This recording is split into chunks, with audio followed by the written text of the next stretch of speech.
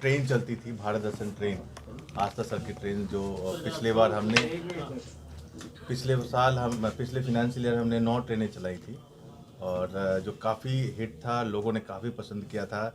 इस साल कोविड के कारण हम लोग नहीं चला पाए।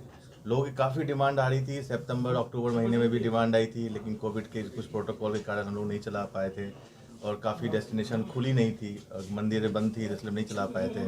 फिर दिसंबर में भी काफ़ी था, तो उसके बाद इलेक्शन का टाइम था, तो उस समय हम लोग नहीं कर पाए।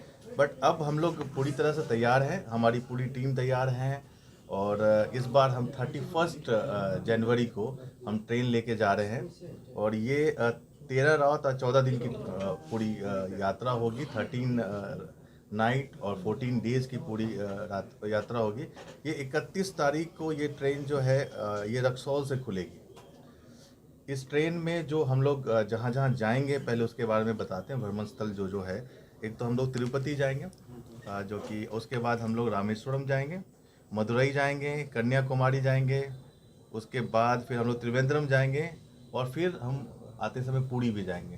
तो ये पूरा जो साउथ इंडिया का जो भी मेजर डेस्टिनेशन है कवर कर रहे हैं एक बार में।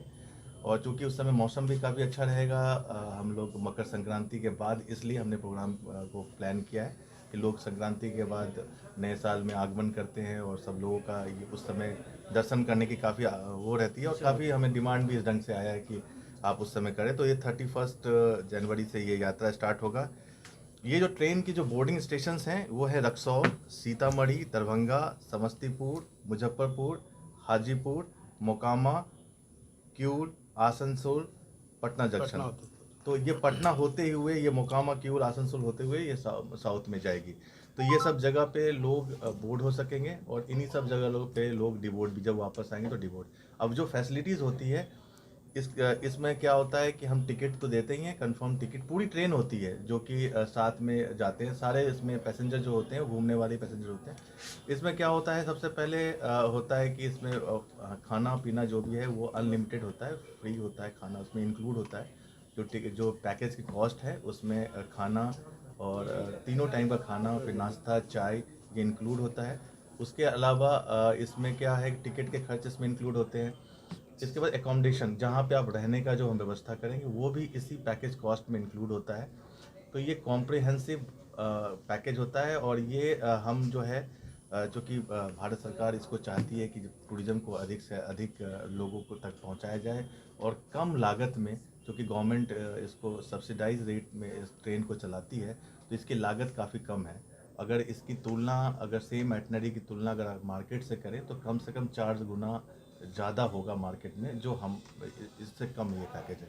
तो जो ये पैकेज का जो कॉस्ट है वो कॉस्ट 13,230 रुपये। हाँ, ये है 13,230 रुपया, 13,230 रुपीज़ प्रति व्यक्ति। तो इसमें खाने का, पीने का, रहने का, घूमने का, ट्रांसपोर्टेशन, सब कुछ इसमें इंक्लूड है। ठीक है, दक्षिण भारत का, ये दक्षिण भारत का ही है। उत्तर भारत के लिए भी कोई आपके पास? हाँ, ये हम लोग आप अगर पिछले साल भी देखें तो हमने 9 ट्रेनें चलाई थी अलग अलग डेस्टिनेशन से, अलग अलग डेस्टिनेशन के लिए। तो ये पैकेज आते रहे। अभी हम साउथ में जा रहे हैं, फिर नॉर्थ में जाएंगे, तो हम पूरे इंडिया का भ्रमण कराते हैं ट्रेनों के थ्रू। और इस पूरे ट्रेन में और क्या सुविधा होती है, डॉक्टर्स होते हैं उसमें, ऑन बोर्ड डॉक्टर की फैसिलिटी होती है। तो किसी को अगर कोई प्रॉब्लम हो तो डॉक्टर ऑन बोर्ड ही उनको चेक करते हैं, तो ऑन बोर्ड डॉक्टर की फैसिलिटीज़ है। खाना पीना में भी अनलिमिटेड होता है, आप जितना खा सकते, कोई पोर्शन कंट्रोल नहीं होता खाने पे, तो आपको जितना खाना है आप उतना खा सकते हैं। उसके बाद जो एकोमोडेशन होता है वो अपना या तो धर्मशाला दिया जाता है या फिर ट्विन बेडेड रूम दिया जाता है, इस ढंग से एकोमोडेशन दिया जाता है। तो कोई हिडन चार्ज नहीं है, गवर्नमेंट की पैकेज है, इसमें कोई हिडन चार्ज नहीं है, ये गवर्नमेंट द्वारा है, इसमें कोई हिडन चार्जेस नहीं है। और अगर आप देखेंगे 13,230 रुपये में 13 रात, 13 रात और 14 दिनों के अगर आप जोड़ें तो ये मतलब 900 रुपीज़ पर दिन का खर्च आता है, प्लस जीएसटी। 900 रुपीज़ में आपको खाना पीना, घूमना, ट्रेन टिकट सब कुछ है। तो ये तो कुछ भी नहीं है। आप समझ सकते हैं कि मार्केट में से इसकी तुलना ही नहीं कर सकते, ये अलग चीज़ है। ये गवर्नमेंट चाहती है प्रमोट करना और हमारी हर ट्रेन फुल जाती है।